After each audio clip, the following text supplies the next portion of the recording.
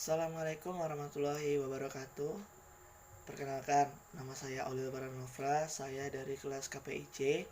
Di sini saya akan membahas tentang 8 pelajaran yang telah kita pelajari. Yang pertama ada sensasi, persepsi, memori, tipe kepribadian, teori komunikasi, monologika, propaganda, dan komunikasi kelompok. Dan satu lagi, jangan lupa ya, stay at home. Oke, sekarang kita masuk ke pelajaran pertama, yaitu sensasi. Sensasi dalam bahasa Latin yaitu sensatus, atau dianugerahi dengan indera atau intelek. Pada hakikatnya, sensasi adalah tahap awal penerimaan informasi dari lingkungan luar. Dalam proses penerimaan dan pengolahan informasi disebut dengan komunikasi intrapersonal, di mana alat indera adalah faktor yang menentukan. Proses menangkap stimuli oleh alat indera inilah yang disebut dengan sensasi. Adapun jenis-jenis sensasi, yang pertama yaitu ada indera penglihatan, indera pendengaran, indera peraba, dan indera penciuman, dan indera pengecapan. Dan faktor-faktor yang mempengaruhi sensasi adalah kekuatan sinyal. Yang kedua ada tugas dan pekerjaan. 3 harapan individu. Konsekuensi berupa penghargaan atau hukuman. Yang terakhir ada norma atau ukuran yang diberikan oleh individu. Yang kedua kita masuk ke persepsi. Persepsi merupakan suatu proses yang didahului oleh penginderaan, yaitu suatu stimulus yang diterima oleh individu melalui alat reseptor atau indera. Alat indera merupakan penghubung antara individu dengan dunia luarnya. Persepsi merupakan stimulus yang diindera oleh individu, diorganisasikan, kemudian diinterpretasikan sehingga individu menyadari dan mengerti tentang apa yang diindera. Lalu ada faktor-faktor yang mempengaruhi persepsi. Pada dasarnya dibagi menjadi 2, yaitu faktor internal dan internal. Faktor internal merupakan pengaruh persepsi, yaitu faktor-faktor yang terdapat dalam diri individu yang mencakup beberapa hal, antara lain ada fisiologis, perhatian, minat, kebutuhan yang searah, pengalaman dan ingatan, dan suasana hati. Ada pula faktor internalnya yang mempengaruhi merupakan karakteristik dari lingkungan dan objek yang terlibat di dalamnya. Sementara itu, faktor-faktor eksternal yang mempengaruhi persepsi adalah yang pertama, ukuran dan penempatan dari objek atau stimulus. Kedua, warna dari objek-objek. Yang ketiga, keunikan dan kekontrasan stimulus. Yang keempat, intensitas dan kekuatan dari stimulus. Yang kelima, motion atau gerakan. Lalu yang ketiga ada memori, yaitu fungsi yang terlibat dalam proses mengenang masa lalu, keseluruhan pengalaman masa lalu yang diingat kembali, dan pengalaman khas yang paling diingat. Proses mengingat ada 3 tahap, yaitu memasukkan informasi atau encoding. Yang kedua ada penyimpanan atau storage, dan yang ketiga ada mengingat atau retrieval stage. Jenis-jenis memori ada 3. Yang pertama adalah memori sensori, yang kedua adalah memori jangka pendek, yang ketiga adalah memori jangka panjang. Ada pula fungsi memori, yang pertama encoding atau memasukkan informasi, yang kedua ada storage atau penyimpanan, yang ketiga ada retrieval atau mengeluarkan kembali informasi yang sudah lalu. Lalu yang keempat ada tipe kepribadian. Tipe kepribadian ini terbagi juga menjadi 4, yaitu ada sanguinis, korelasi, melankolis, dan plekmatis. Sanguinis adalah tipe kepribadian yang ditandai dengan sifat yang hangat, lincah, bersemangat, meluap-luap, dan pribadi yang menyenangkan. Contohnya, halo Pak. Ayo semangat. Kita harus pasti bisa. Sedangkan korelasi adalah tipe kepribadian korelasi, tampil hangat, serba cepat, aktif, pasif, berkemauan keras, dan sangat independen. Dia cenderung tegas, berpendirian tegas, dan gampang membuat keputusan bagi dirinya dan orang lain. Contohnya, pokoknya harus seperti ini. Saya tidak mau seperti itu. Kamu harus ngerjakan seperti ini. Kamu juga ya harus seperti ini. Tidak boleh seperti itu yang lain. Oke, harus seperti ini. Ya, saya harus seperti ini. Memang saya orangnya seperti ini. Ada pula melankolis. Tipe kepribadian melankolis adalah suka berkorban, analisis, bertipe perfeksionis, dengan sifat emosi yang sangat sensitif. Tidak seorang pun yang dapat menikmati keindahan karya seni melebihi seorang melankolis. Contohnya, ya udah deh, biar aku aja. Tapi sepertinya kalau seperti itu nggak cocok deh. Biar aku aja sini yang masangin. Kamu tuh kurang bagus. Seharusnya rambut kamu tuh lebih klimis gitu. Ya. Lalu yang keempat ada pragmatis, yaitu seorang yang memiliki tipe kepribadian pragmatis adalah seorang yang hidupnya tenang, gampangan, tak pernah merasa terganggu sehingga dia hampir tak pernah marah. Dia adalah seorang yang tipe mudah bergaul, paling menyenangkan di antara semua temperamen. Contohnya, apa? Gimana? Lu mau ngutang? Ya udah, nih, bil aja. Oh iya, nggak apa-apa, nggak, santai-santai aja, santai. Bro, ya duluan ya bro. Sekarang kita masuk ke yang kelima, yaitu teori komunikator. Ada 4 tradisi dalam teori komunikator. Yang pertama, tradisi sosio-psikologis. Adapun teori-teorinya yaitu A. Teori sifat, B. Teori atribusi, C. Teori penilaian sosial, dan D. Teori kemungkinan elaborasi. Lalu yang kedua ada tradisi sibernika yang memiliki teori-teori. Yang pertama, teori penggabungan. Yang kedua, teori nilai ekspektasi. Yang ketiga, teori tindakan yang beralasan. Yang keempat, teori konsistensi. Yang kelima, teori disonansi kognitif. Yang keenam, teori penggabungan masalah. Lalu yang ketiga ada tradisi sosiokultural. Adapun teorinya yang A, teori komunikasi tentang identitas, dan yang B-nya teori negosiasi identitas.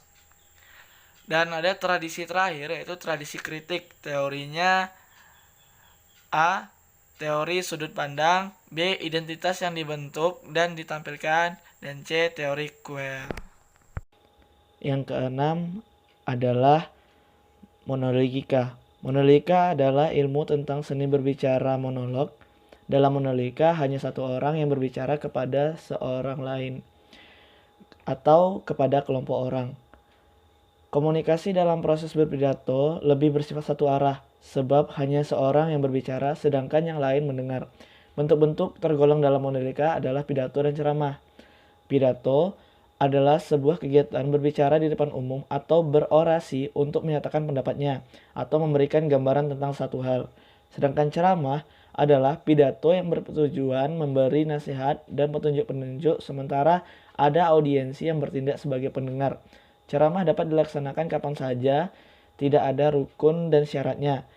Tidak ada mimbar, tempat khusus pada pelaksanaannya. Waktu tidak dibatasi dan siapapun boleh berdakwah.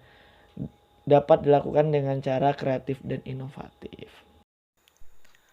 Propaganda dari bahasa Latin modern, proper, yang artinya mengembangkan atau memakarkan, adalah rangkaian pesan yang bertujuan untuk mempengaruhi pendapat dan kelakuan masyarakat atau kelompok orang. Propaganda tidak menyampaikan informasi secara objektif, tetapi memberi informasi yang dirancang untuk mempengaruhi pihak yang mendengar atau melihatnya. Propaganda sering menyampaikan pesan yang benar, tetapi seringkali menyesatkan, di mana umumnya isi propaganda hanya menyampaikan fakta-fakta pilihan yang tidak menghasilkan pengaruh tertentu, atau lebih menghasilkan reaksi emosional, reaksi pada reaksi irasional. Tujuannya adalah untuk mengubah pikiran kognitif narasi subjek dalam kelompok sasaran untuk kepentingan tertentu. Propaganda adalah sebuah upaya disengaja dan sistematis untuk mempengaruhi persepsi, manipulasi alam pikiran atau kognisi, dan mempengaruhi langsung perilaku agar sebagai komunikasi satu ke banyak orang atau one to many. Propaganda memisahkan komunikator dari komunikannya. Namun, menurut Ello, Komunikator dalam propaganda sebenarnya merupakan wakil dari organisasi yang berusaha melakukan pengontrolan terhadap masyarakat komunikannya. Sehingga dapat disimpulkan komunikator dalam propaganda adalah seorang yang ahli dalam teknik penguasaan atau kontrol sosial. Dengan sebagian macam teknik, setiap penguasa negara atau yang bercita-cita menjadi penguasa negara harus menggunakan propaganda sebagai satu mekanisme alat pengontrol sosial. Propaganda dapat digolongkan menurut sumbernya. Yang pertama, propaganda putih yang berasal dari sumber yang diidentifikasi. Yang kedua, ada propaganda hitam berasal dari sumber yang dianggap ramah akan tetapi sebenar-benarnya bermusuhan. Yang ketiga, ada propaganda abu-abu berasal dari sumber yang dianggap netral tetapi sebenarnya bermusuhan. Propaganda telah berkembang dalam perang psikologis di mana propaganda menemukan eksistensinya. Pertama, propaganda politik yaitu melibatkan usaha pemerintah, partai, atau golongan. Yang kedua, propaganda sosiologi yaitu melakukan pemrosesan budaya kemudian masuk ke dalam lembaga-lembaga ekonomi, sosial, dan politik.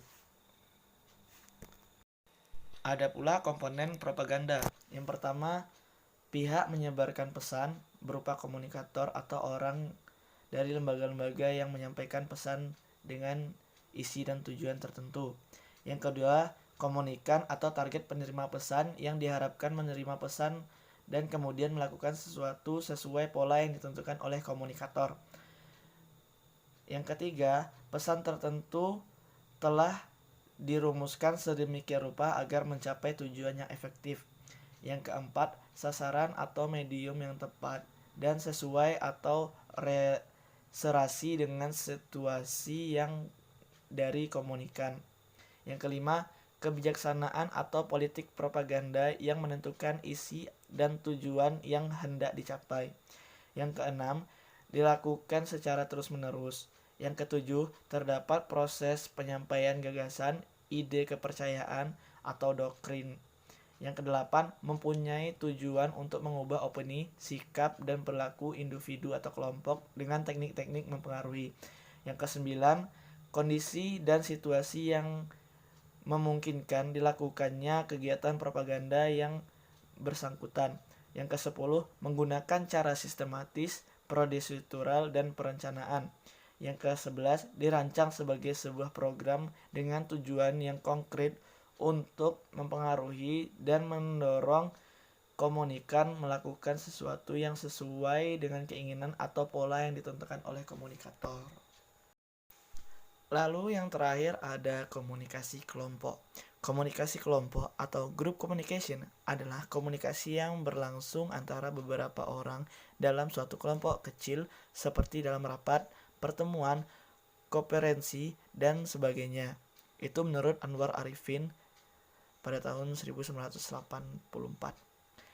Tapi menurut Michael Burgon dalam Wiryanto 2005 mendefinisikan komunikasi kelompok sebagai interaksi secara tatap muka dalam 3 orang atau lebih dengan tujuan yang telah diketahui seperti berbagai informasi, menjaga diri, pemecahan masalah yang mana anggota-anggotanya dapat meningkatkan karakteristik pribadi anggota-anggota yang lain secara tepat. Komunikasi kelompok merupakan hubungan antara manusia dengan masyarakat secara dialektis dalam eksternalisasi, objektivitas, dan internalisasi. Internalisasi adalah pencurahan kehadiran manusia baik dalam aktivitas maupun mentalitas.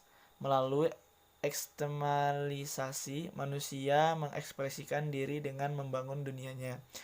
Lalu ada objektivitas, adalah disandangnya produk-produk aktivitas suatu legalitas yang berpendapatan dengan para produsennya atau manusia dalam suatu kefaktaan yang eksternal terhadap yang lain daripada produsennya sendiri.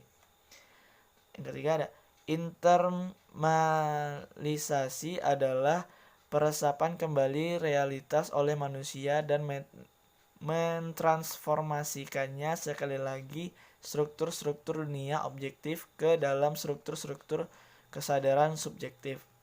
Terdapat 4 elemen yang mencakup dalam beberapa definisi tentang komunikasi kelompok atas, yaitu interaksi tatap muka, jumlah partisipan yang terlibat dalam interaksi, maksud dan tujuan yang dihendaki, dan kemampuan anggota dalam menumbuhkan karakteristik pribadi anggota lainnya. Maksud dan tujuan yang dihendaki dari elemen ketiga dari definisi di atas bermakna bahwa maksud dan tujuan tersebut akan memberikan beberapa tipe identitas kelompok.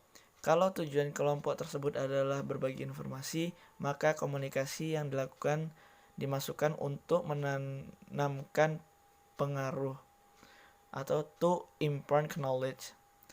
Sementara kelompok yang memiliki tujuan pemeliharaan diri atau self-maintenance biasanya memuat perhatian pada anggota kelompok atau struktur dari kelompok itu sendiri. Tindak komunikasi yang dihasilkan adalah kebutuhan pribadi, keputusan kolektif atau kelompok, bahkan kelangsungan hidup dari kelompok itu sendiri. Dan apabila tujuan kelompok adalah upaya pemecahan masalah, maka kelompok tersebut biasanya melibatkan beberapa tipe pembuatan keputusan untuk mengurangi kesulitan-kesulitan yang dihadapi. Elemen terakhir adalah kemampuan anggota kelompok untuk menumbuhkan karakteristik personal anggota lainnya secara akurat. Ini mengandung arti bahwa setiap anggota kelompok secara tidak langsung berhubungan dengan satu sama lain dengan maksud dan tujuan kelompok telah teridentifikasi dengan jelas. Di samping itu, identifikasi secara anggota dengan kelompok relatif stabil dan permanen.